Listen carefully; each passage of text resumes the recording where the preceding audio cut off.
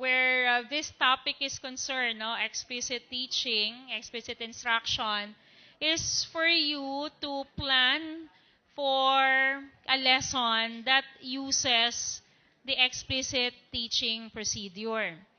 And it could be either a grammar lesson or an oral language lesson.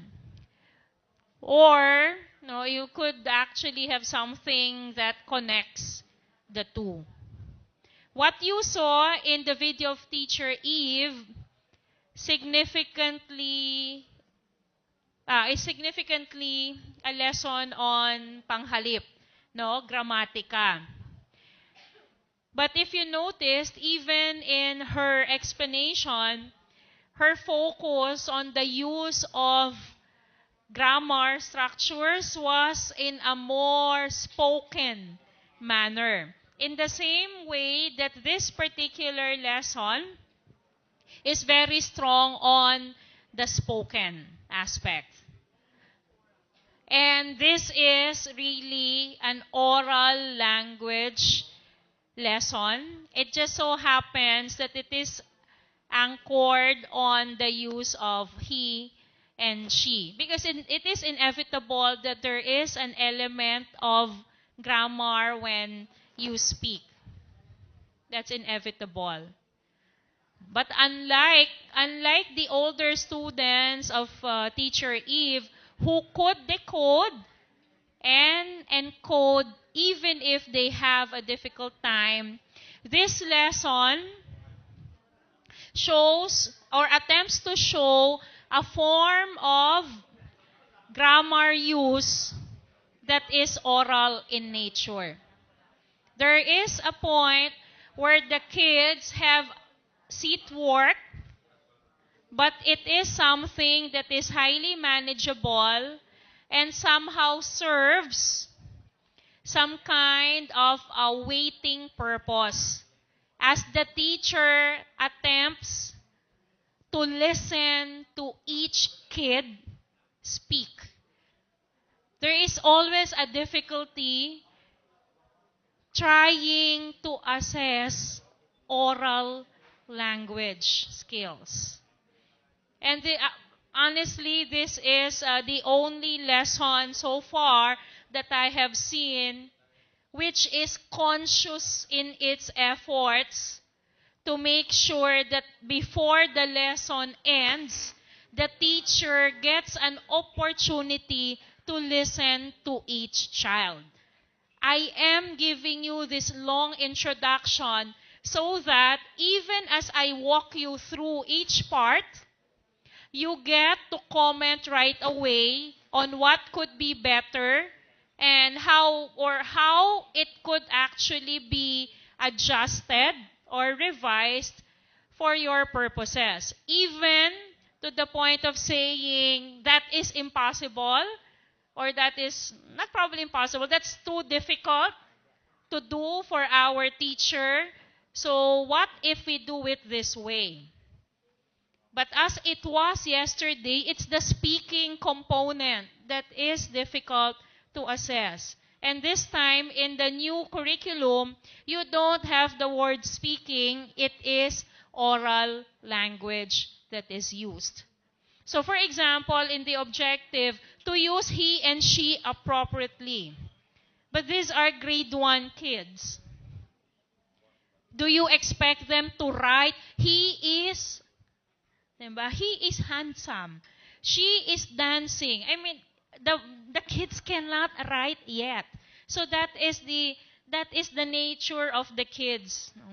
These are grade 1 kids who are just starting out in reading and writing in English. And this is more for oral language development, which is anchored on a particular grammatical point. Kaya nga po use siya eh. Hindi siya yung structure lang. It's the use. But the thing is, how will you be able to know if the students are able to use it appropriately in a spoken manner? That is the difficult part. I think everything else you're familiar with, except maybe the practice of teacher here that has some kind of a pre-lesson assessment. So I will walk you through it. I understand that the management is going to give you a copy of this. You just take note of your questions, remarks, and points of departure, possible points for departure or points for possible departure. Teacher pulls out, listen here, the assumption here is that this lesson is being undertaken after the lesson on a particular story or poem. So parang tapos na yon. In fact, the story that the kids listened to was Mama's House, Papa's House. Galing po ang mga bata sa pakikinig at pagtatalakayan sa kwentong Papa's House, Mama's House. Yun po ang kwento na nagsisimula sa Anna, Bianca, and I live in 2 houses. There's Papa's house and Mama's house. Yun po ang umpisa niya. Tapos sa dulo, ganun din yung ending niya. Anna, Bianca, and I live in 2 houses. Papa's house, Mama's house. Pero sa gitna po, may mga pangyayari na nagpapaliwanag sa bata sa paraan na naintindihan niya kung bakit. Kasi nagtatanong po siya bakit hindi magkasama, bakit may mga araw na nandito siya kay nanay, may mga araw na nandun siya kay tatay. Minsan, hindi na niya alam kung saan niya naiwan yung bag niya o t-shirt niya o ano. Tapos at kung ano yung mga gawain na ginagawa kasama ang tatay pag nasa bahay niya o kasama si nanay. Ang pagpapaliwanag po na ginawa, halimbawa nung nanay, ay pinagsama ang parang watercolor or paint. Di po ba may combination na lalabas na ang pangit? Ang sabi nga nung bata, ay parang kulay ng pupu. Ganon. So, parang ganon na, parang bang sinasabi, kita mo na, meron na kapag pinagsama mo, hindi maganda ang lumalabas. O kaya, sabi naman nung isang magulang, kapag nasaan ba nando ng eroplano? 'Di ba? Lumilipad sa himpapawid. Ang tren at ang kotse, nasaan? So, merong mga ganon na konkretong pagpapaliwanag. So, dun galing yung mga bata. O yung enrichment activity kasing binigay niya, parang magdodrawing ng kanilang bahay, ang mga bata, tapos kukulayan. So, habang naggaganon sila, nag-enrichment, magpo-pull out daw siya. Exhibit si spider, tapos kung saan huminto, kukuha lang ng larawan, tapos mag-sentence tungkol doon. Kung sabihin lang niya, gamitin mo, use he, use she, tell me about the picture. So, ganun lang po. Sabi ko, ang tagal niya na. At matagal po ito. Nuulit ko po, matagal ito. Okay. So, ganun po ang ginawa niya. Tapos, ayan, teacher shows a picture of Mama and says, Mama likes to eat salad. Then, ayun, pinapakita po niya. So, alam niyo na po ito. Hindi talaga ang bata ang nagbabasa ang teacher. Tapos yung picture ang focus. Pero kailangang naka-sentence form ang pagsasabi ng teacher kasi yun yung tama sa use of she and he. Ito po, picture ng mama galing sa libro, picture ni Bianca galing sa libro. So may mga ganyan po siya. Tapos picture ni Papa, tapos picture ng isang batang lalaki. And then as you saw in the other LPs, today we will find out how to use he and she properly. It's important for us to learn this so that we can talk about people, as this will help us talk about people around us. So, ayan na po yung pagmomodelo. Parehas lang po siya nung mga ginawa doon sa ibang LPs. Tapos, ito po yung guided practice niya. Hindi po siya gumamit ng gawin natin. Ang meron po ay partner.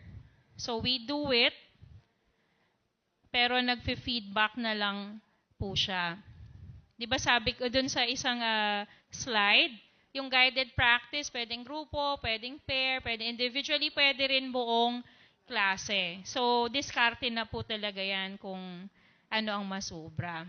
Ito po yung gusto kong pagtuunan natin ng pansin, no? Dito po, parang nakikita nyo, merong seat work. Meron lang pong picture kung isang babae o isang lalaki, tapos merong example doon. Tapos, bibilugan lang po ng bata kung he o she. Tapos, kukulayan. Kasi po, parang waiting activity lang ng mga bata, pero konektado sa lesson. Sasabihin niyo po, akala ko ba hindi pa talaga marunong magbasa yung mga bata? Hindi pa po ganun katatas magbasa ang mga bata sa English, pero simula sa introduction hanggang guided practice, nandyan lang kasi sa blackboard yung he at saka she. So, parang na-reinforce yung sight word nila, sight reading. Pero ang totoo po niyang independent practice, ganito po ang kanyang, ayan, paano ba to? Yan. So while the class answers the worksheet, teacher pulls out 5 students at a time. So parang kagaya lang po ng ginawa niya nung nauna.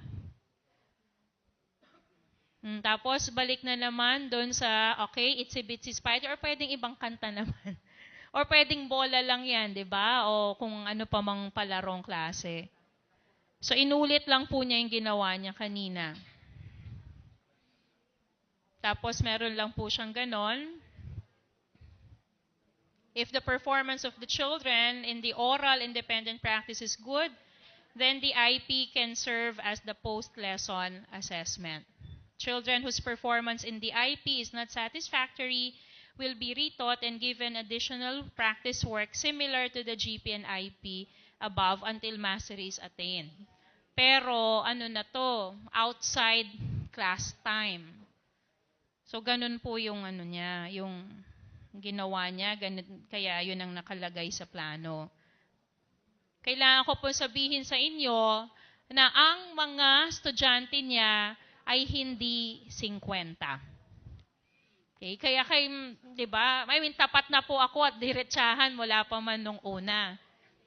So, kaya po, hahapag ko sa inyo ngayon, yung halimbawa po ng ganyang, halimbawa po may oral language lesson na ganyan. So, mukhang wala naman pong masyadong problema sa ibang steps dun sa explicit teaching procedure, kahit tanggalin nyo yung pre-lesson assessment. Pero yung independent, paano po di ba? Paano po sa konteksto ninyo pwedeng gawin?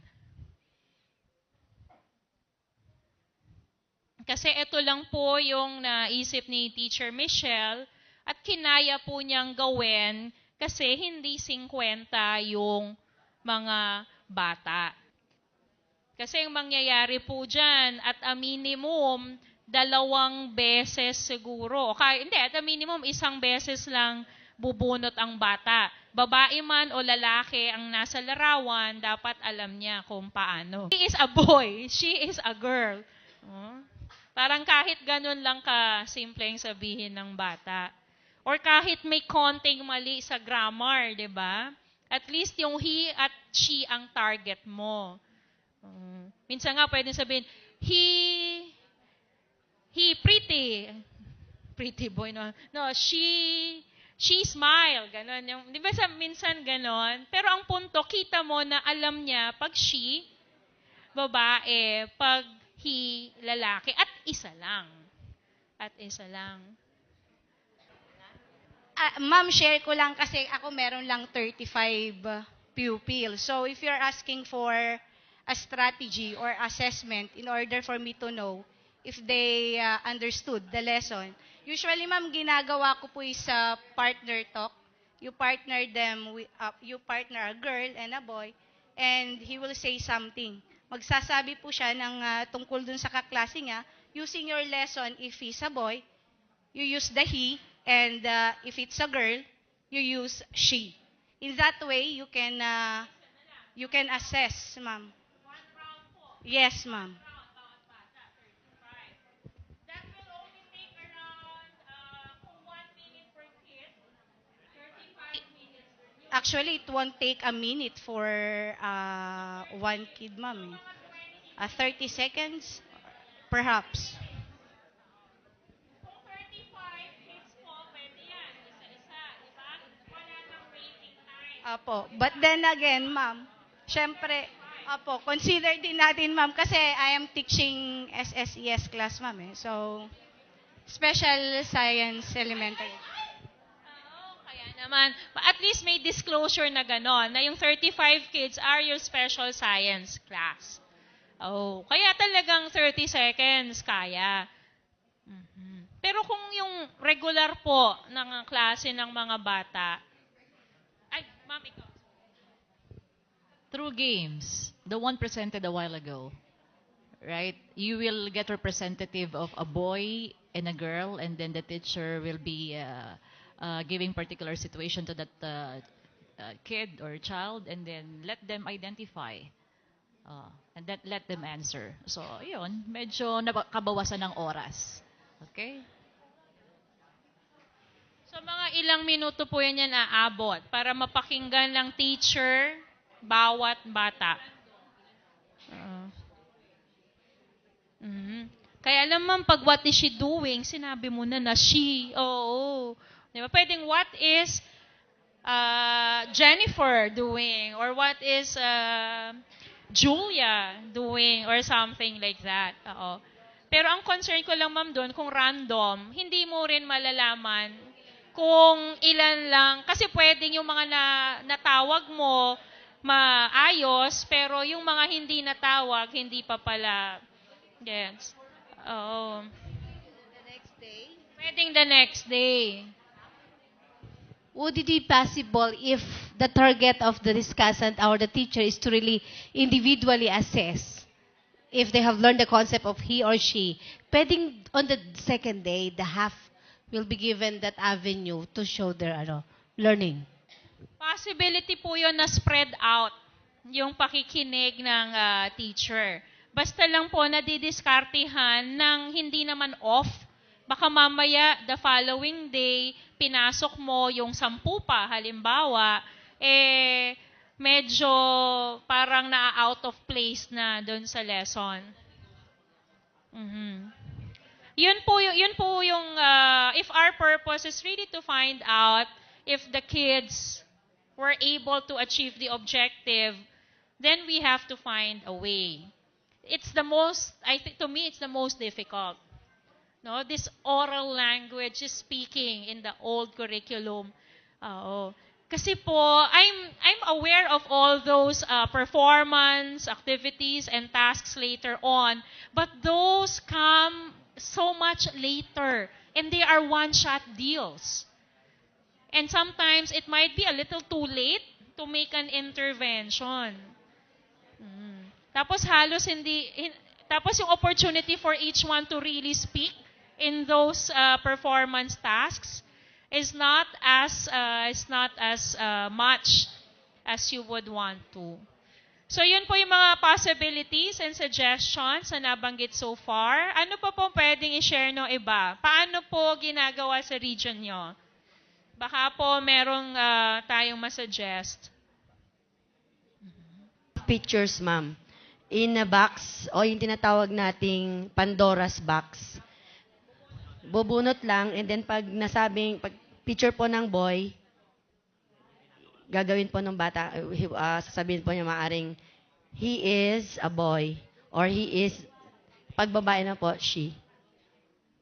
Pero wala, hindi na po 5 at a time. Basta buong klase, isa-isa na lang. Ganon.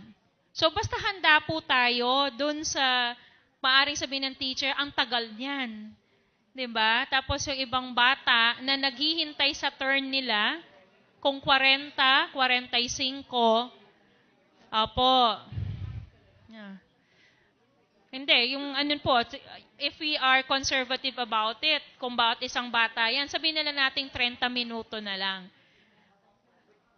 Sa kasalukuyan, di ba, habang may isang batang nagsasalita, di ba, hanggang kailan pwedeng makinig ang kapwa estudyante na maliit. Yun na. Kasi tinanong ko po yan, bakit magpapa 5 at a time ka pa? Tapos parang merong ginagawa yung iba. Sabi niya, kasi kahit konti lang yung estudyante ko, restless yan. Sabi niya, tapos makikinig lang. Tapos naggagayahan na lang sila ng sentence, sabi niya. Kung naririnig nila ang lahat na. Tapos parang mauubusan na lang sasabihin yung iba. So basta po alam natin yung ups and downs, no? The lights and shadows, advantages and disadvantages, possibilities and challenges, then we could very honestly, no, tell our participants that at the end of the day, they are the ones who have to make the judicious decision. Ganun po. And we remind them that there is this effort to find a way to determine if our students are really developing their oral language skills. Because that is what assessment is significantly about. We gather information on how students are learning, how much they're learning, how little, and how we could intervene, even before the quarterly exam, for example. Yun lang naman po, we always go back to why we're doing it. Because we'd like the students to develop as much as they could.